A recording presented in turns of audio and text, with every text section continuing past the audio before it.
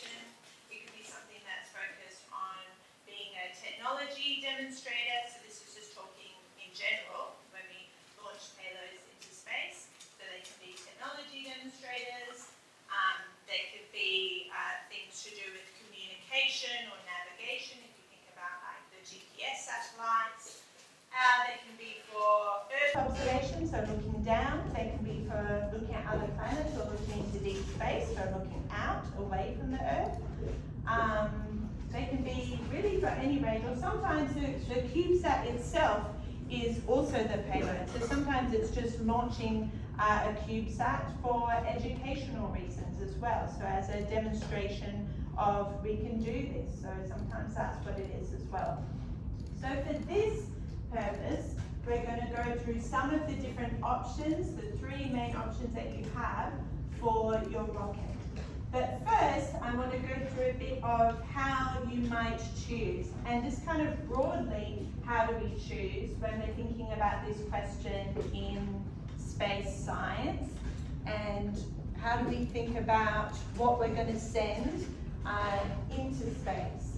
So if you imagine that you're orbiting the Earth and you're looking down at the Earth, what sorts of questions might you want to ask about the Earth? So really it comes back to what Robert was saying before, that one of the most important reasons that we do this, and one of the drivers behind building these amazing CubeSats or satellites or spacecraft in general, is having this why, the question that you're trying to answer, and the who. Who are you answering this question for? So why is this important? How is this going to help, and who is it going to help? And then once you have those two things, then that helps you know what to build and how to design it. So of course with this, we're launching rockets for fun, and we're going to give you the three options of payloads, and I'm going to help you with some exciting science things that you might want to think about with your payloads, or you might have some of your own ideas and do those instead, and that's totally cool. But you can also think more broadly that if this was like the first step to a CubeSat program, then maybe you could start thinking of some bigger questions. So what would your questions be about then? If you were first building small rockets and then building CubeSats, what kind of questions would you want to ask? What kind of things would you want to collect data about if you were looking down at the Earth from space? So would you want to know about the Earth's climate? Would you want to know about the weather or people, cities? Would you want to know about water resources? What kind of things would you care about? Would you want to look at animals and how they're moving? Or climate change? Or how we're dealing with pollution? Or any sorts of things? Or would you in fact want to look out, away from our planet, and look into outer space and deep space? So the subject and the payload are really the most important drivers for your mission, because they're the reason that the mission exists. So the candidates for your rocket are these three: the accelerometer, the pressure sensor, and the thermocouple. So let's see if we can figure out what those are. What do you think an accelerometer is? Anybody have a go? Yeah. How fast you're going? Yes, almost. Very close. You're almost there. Yeah. Rate and how fast, how your speed's changing. Yes, that's right. Yeah. So it's how much your speed is changing. That's right. Very good. Pressure sensor, number 2. Anybody want to have a go? What might the pressure sensor be? Somebody else? Yeah. Just like the atmospheric pressure. Yep, very good. That's right. So it's telling us about the atmospheric pressure as it's going through its trajectory. What about the thermocouple? Yep, go for it. Yep, absolutely. So the heat, it would be little sensors that are on the rocket. So it's going to be measuring the heat on those sensors. So It might be related more to the body of the rocket or to the exhaust of the rocket, depending on where those sensors are going to be related, more than the atmosphere around the rocket.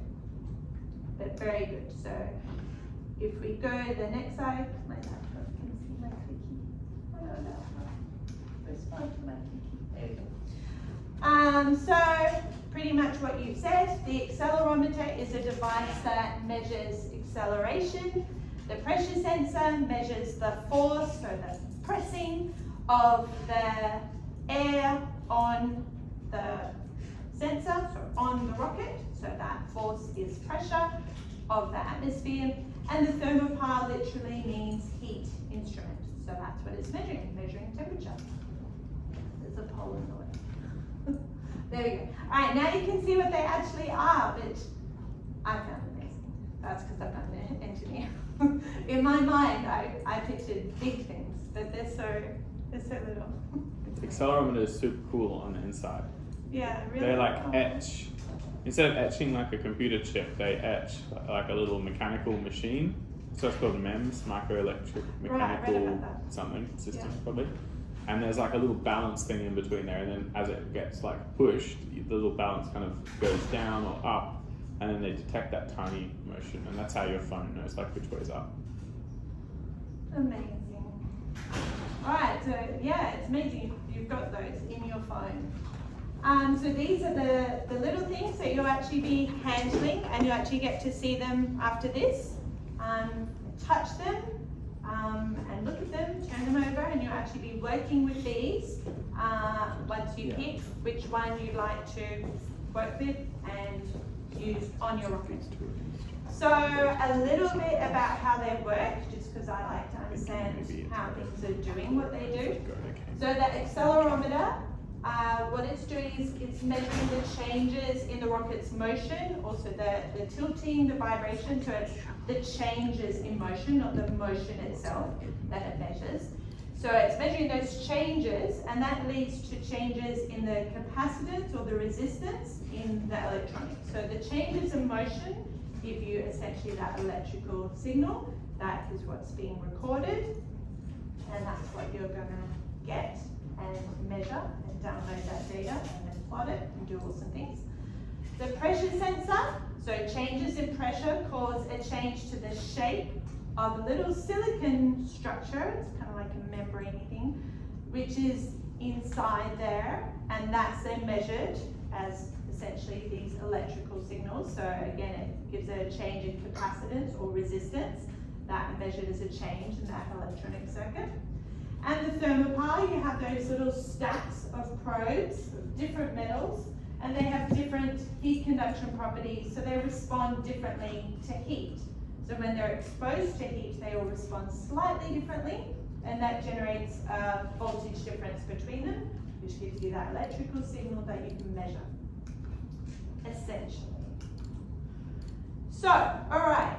So here are some suggested things that you could figure out or you could explore with the data that you get from these payloads when you fly them on your rocket. So here are some different mission goals, or you might come up with your own questions that you want to answer. Some of you already have some pretty cool ideas of things you wanted to investigate, so that's cool. Or you might come up with some as you're going through, and that's cool too.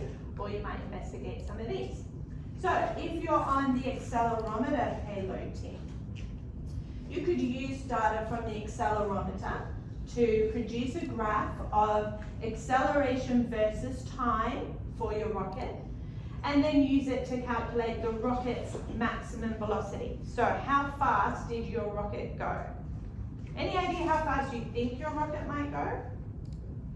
In like meters per second? Any ideas? 2 meters per second. 100. 100 meters per second. 50. 50 meters per second. They all sound amazing to me. Okay. Anybody else? Like order of magnitude? Like, does that sound reasonable? Yeah. 50 to 100? Yeah? What do you reckon, Robert? Is that reasonable? The speed or the acceleration? The speed, the velocity. Of the rocket. So if they calculate their maximum velocity, is that like kind of ballpark? Do you reckon? Yeah, maybe, yeah, I think so. 50 to 100? I would guess, my guess would be 150 meters. 150. That's really good. Yeah. Cool. Alright. Another thing, from the acceleration, did you experience more bumpiness in which direction? So that accelerometer actually can measure your acceleration in three, I know there's a way to do this. Oh, there we go, I did it right. Yes, in three different orthogonals, that means right angles, three different directions, X, Y, or Z. So that's pretty cool. You're not just measuring the one direction of acceleration, you can actually measure it in three different directions simultaneously on your rocket. So is it going to be more bumpy, like more jittery in one direction or in another direction? And what will that depend on? Will it depend on like turbulence in the atmosphere? Will it depend on the evenness of the fuel burn? Will it depend on how you built your rocket, where you place the fins?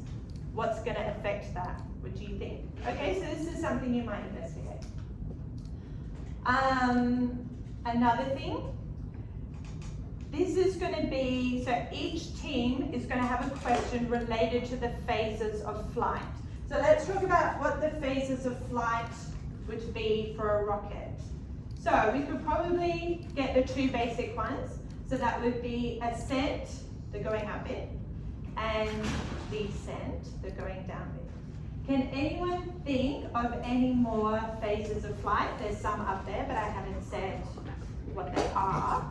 So does anyone want to have a go at saying what one of them is, or another one that I might not have mentioned? What's another bit of the flight? It's a bit that happens. Yeah? The zenith or the part of the top where it gets... Yep. So it's cool. The bit where you're right at the top, and then what happens? And then they revert to east. Yeah, and then you kind of turn over. So that's called the gravity turn. Or is there another name for that, Robert? Is there a better? Not that I know of. Okay, so the gravity turn's reasonable? Yeah. Or pitch over movement. Or the pitch over? Yeah, okay. Yeah, so the gravity turn or the pitch over is that bit. So that would be, is that powered or unpowered at that point? It would be on. Unpowered, very good. So you're unpowered, so that means you're not burning fuel anymore. You've run out of fuel. You were going up, but you've run out of that kind of energy. So now gravity is the strongest force operating on you. So you start to pitch over. So that's why it's called the pitch over or the gravity turn, because gravity is now taken over. And has the parachute deployed at that point? No. So that's an important phase of flight. Can anyone think of another one? Free fall. Yep, free fall. When does free fall happen? After you the gravity turn. Right, straight after the gravity turn, but before what? Parachute. Before the parachute, very good. And then we have the parachute deployment. That's a big one. And that's going to be cool, right? Because that's going to be like kind of rough. So that'll shake the rocket. It may catch on fire because we did see that happen to Yes, we didn't melt the parachute. and that's cool too. And then you get a hole in it, and then it just falls really quickly. And that's okay. But it may not catch on fire, and then you might have this lovely kind of coasting, smooth descent. So who knows? And I should have closed my eyes. Okay, so I think we've covered the main phases of flight. And as we put there, did your rocket experience any free fall? Could be one of the questions that you could answer using your accelerometer data. Next.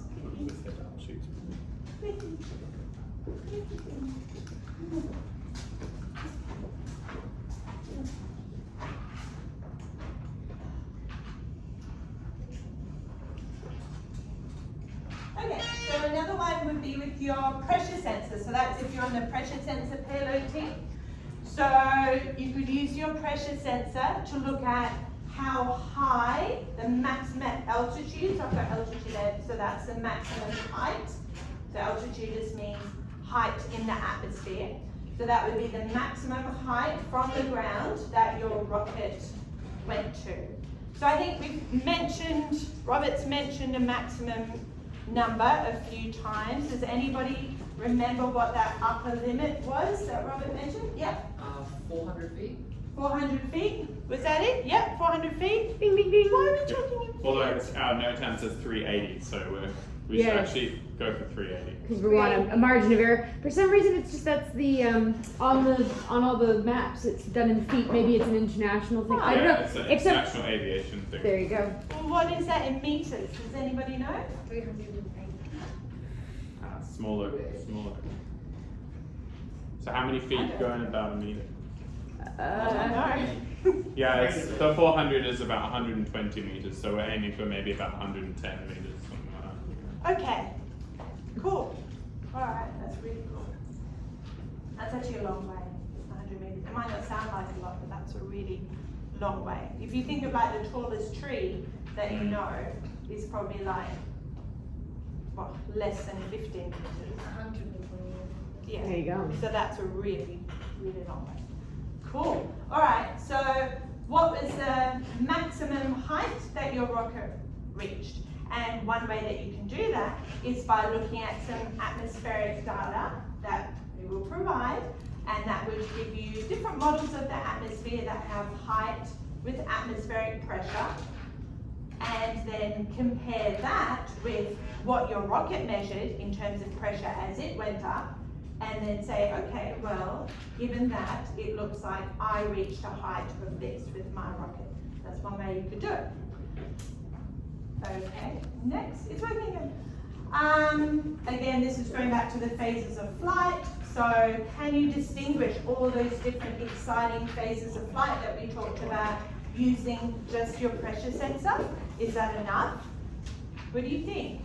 Do you think you could distinguish each of those phases of flight using just a pressure sensor? Shaking of heads. Anyone else? Well, what ones do you think you could distinguish using a pressure sensor? Any ideas? Yeah, go for it. The ascent and descent. Right. Yep, for sure. That makes sense, right? The top and the bottom.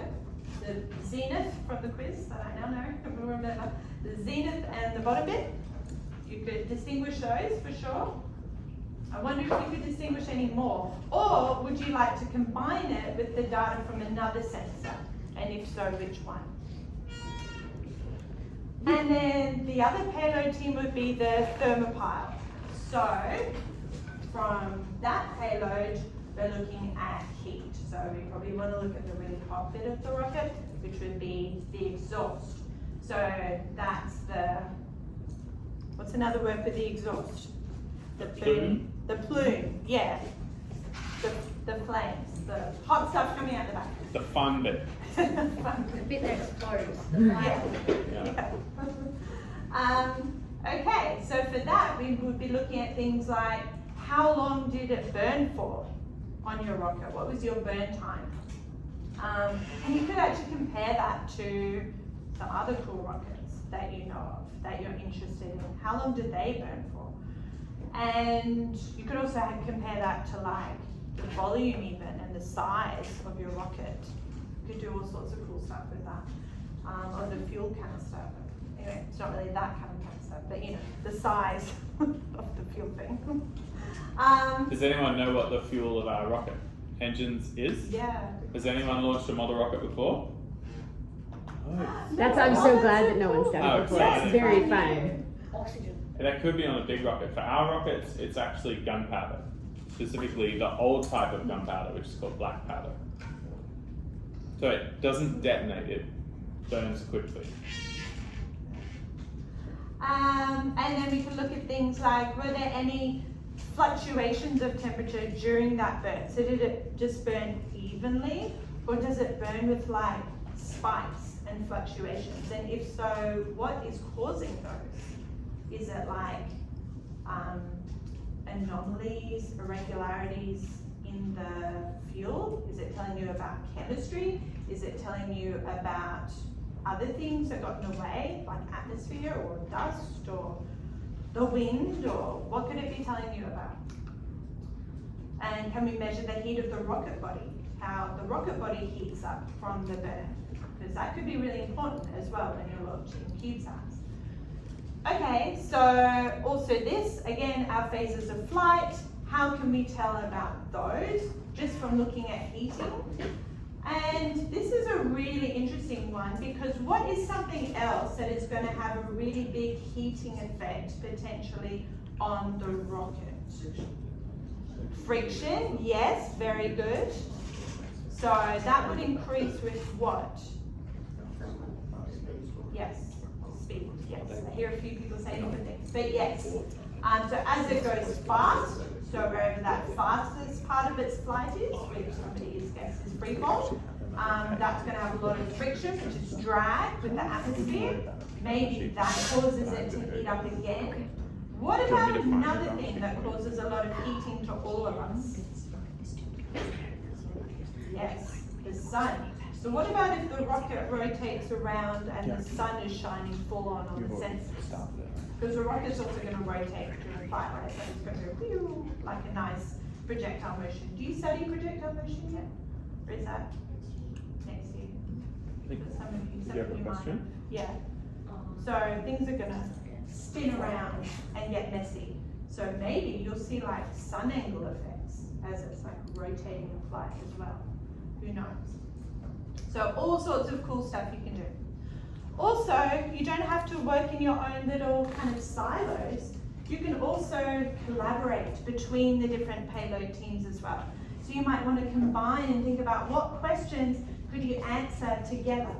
So if we align the data streams from multiple sensors across different rockets, what could we learn together in combination?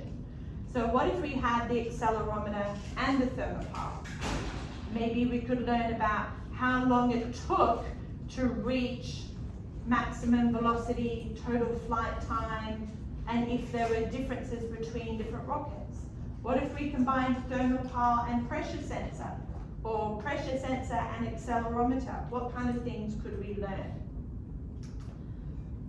And lastly, I have a bit of an extra challenge that if people are looking for even more, I can always give more. There's always more, more work. So I have an extra mission if any teams want it, which is mission Sky Steady. And that is to analyze your rocket stability.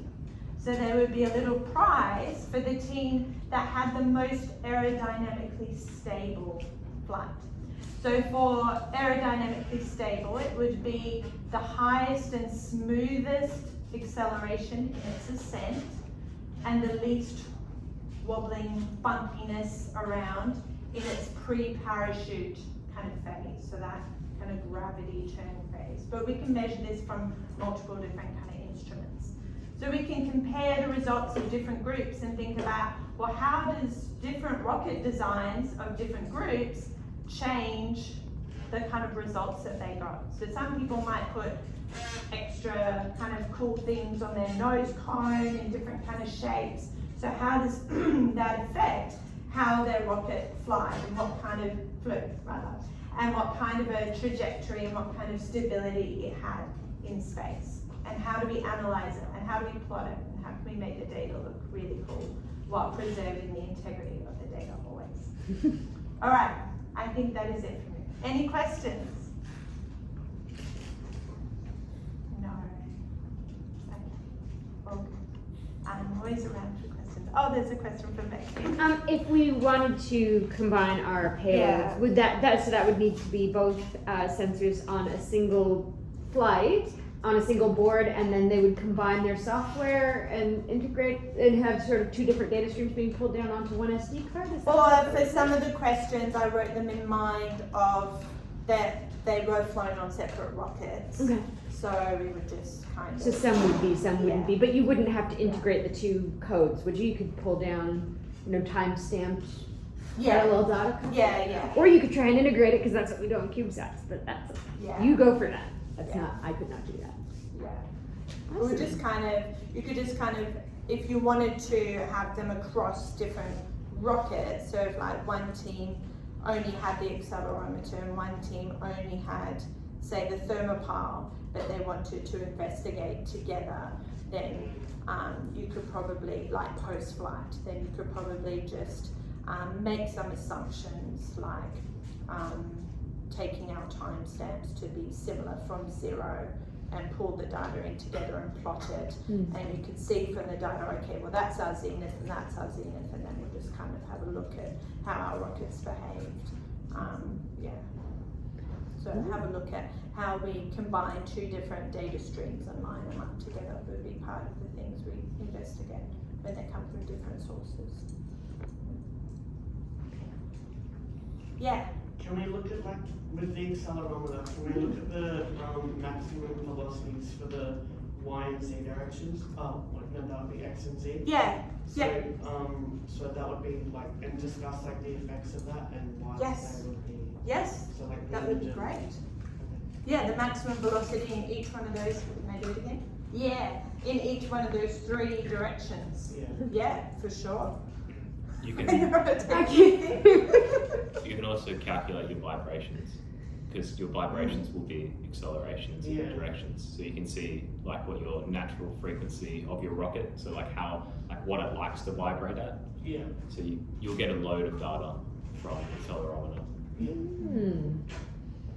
And we'll look at that when we do our vibration testing as well, right? Because you have a natural frequency or something. I can't explain it well, but you know those videos of bridges that people walk across and then they go crazy? You Is don't there want like that. a common measure for vibration besides just looking at it on a graph? What do you mean? Like, I don't know. Do you mean like a unit, like Yeah, a like a hertz unit. or Yeah, it would be hertz. like hertz? Yeah, so that would be like bumps per second, Yeah. wiggles per second, if you want. Yeah.